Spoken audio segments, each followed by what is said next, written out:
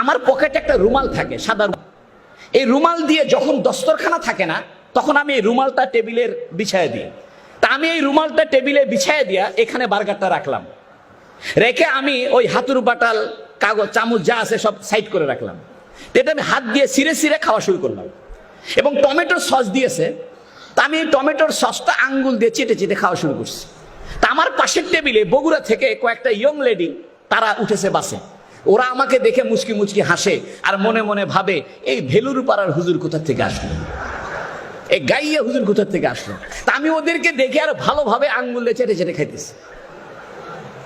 এরপরে এক পর্যায়ে আমি যখন তারা হাসাহাসি করতেছে আমাকে দেখে, আমি ওই মেয়েদের সামনে গেলাম, যাই বললাম, excuse me madam, I talk to about English, you know English.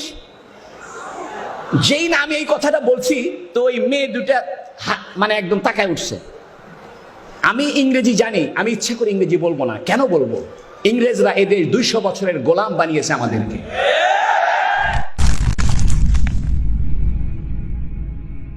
আমি মেয়ে দুটাকে বললাম এক্সকিউজ মি। তো যখন আমি বলছি আর কিছু বলতেছে না, তাই আমি বললাম, ম্যাডাম মনে কিছু করবেন না, আমি একজনের প্রেমে পড়েছি, তাই আমার এই অবস্থা। তা আমাকে বলতেছে হুজুররা প্রেম করে নাকি?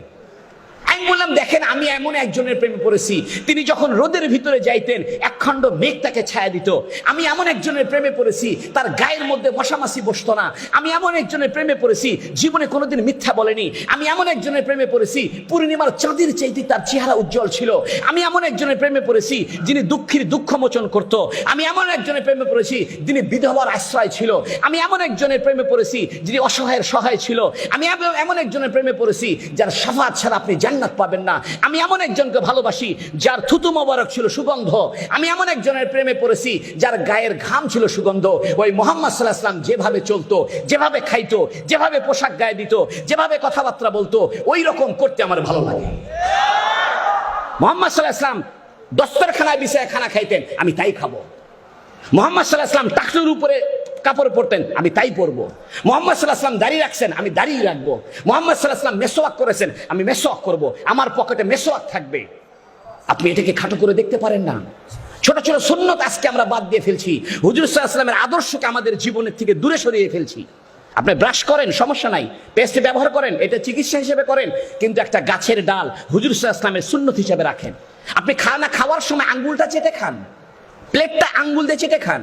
মেডিকেল সায়েন্স বলতেছে, যে ব্যক্তি আঙ্গুল চেটে খায়, প্লেটটা চেটে চেটে খায়, তার মুখের ভিতরে এক ধরনের লালা সৃষ্টি হয়। এই লালাটা তার হজমের উপকার করে। আপনি মুহাম্মদ সাল্লাল্লাহু আলাইহি ওয়াসাল্লাম চিনলেন না। ও যুবক, আমার কলিজা ফেটে যায়। তুমি কিডসকে চিনলা, বাইরনকে চিনলা, হুমায়ুন আহমেদকে চিনলা, আইয়ুব বাচ্চুকে চিনলা, গোটা দুনিয়ার সমস্ত তোমার সেলিব্রিটিদের চিনলা। পৃথিবীর সবচেয়ে সেলিব্রিটি, পৃথিবীর একমাত্র সেলিব্রিটি মুহাম্মদুর রাসূলুল্লাহ সাল্লাল্লাহু আলাইহি ওয়াসাল্লাম। আমি তোমাদেরকে উদাত্ত আহ্বান জানাবো, মুহাম্মদ সাল্লাল্লাহু আলাইহি ওয়াসাল্লামের সুন্নতকে আঁকড়ে ধরো। আমি আপনাদেরকে 2টা দাওয়াত দেওয়ার জন্য আসছি। 1 নম্বর দাওয়াত, কোরআনকে ধরেন। ও যুবক, কেন আপনার জন্য ইসলামী শিক্ষা প্রয়োজন? ইসলামী শিক্ষা না হলে আপনি মানুষ থাকবেন না। ইসলামী শিক্ষা না হলে আপনি মানবতা বোধ জানবেন না। ইসলামী শিক্ষা না থাকলে আপনি মনুষ্যত্ব শিখবেন না।